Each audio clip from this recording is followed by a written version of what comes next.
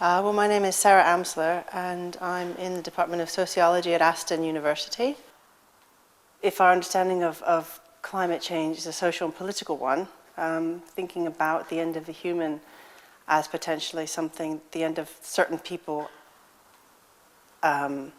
due to the direct actions of others, that has one kind of implication. I think, and just to give an example, I mean, if we're thinking about this as sort of unsustainable kinds of living from certain groups of people that impact very negatively on the lives of others, then that has one kind of implication for political action.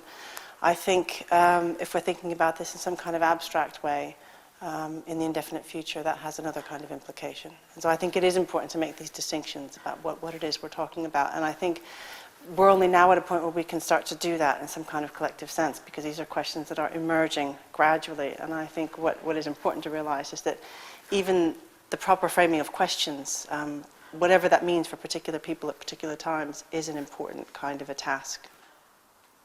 Is it our traditional ways of understanding what it means, like what it means to confront a crisis, either personally or as a member of some kind of collective, whether that be a personal sort of proximate collective or part of a more general humanist collective, that our understanding of what that means is changing. So if we have crises that are fairly easy to identify, that can be sort of simplified into narratives of why they happen, of who or what is to blame for them, if we can attribute certain kinds of consequences to certain kinds of actions, it becomes much easier for people to sort of deal with that in a pragmatic way.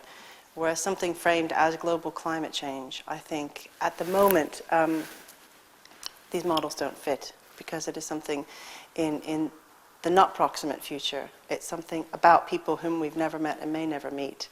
It's about something on a level, a global level, and we have no concept, I don't think, of individual or collective agency that extends to the global level, either in social science or just in common sense. And so I think people often confront these ideas of the end of the human, and often I think in the media they're the literal end of the human, the end of the human species, the end of the environment and that sort of thing.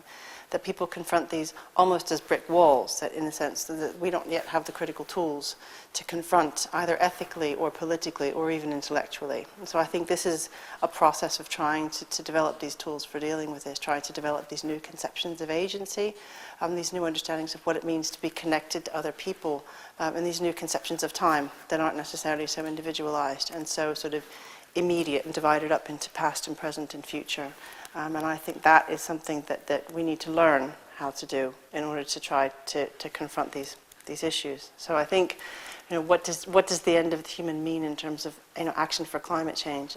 I think it means very different things to very different people.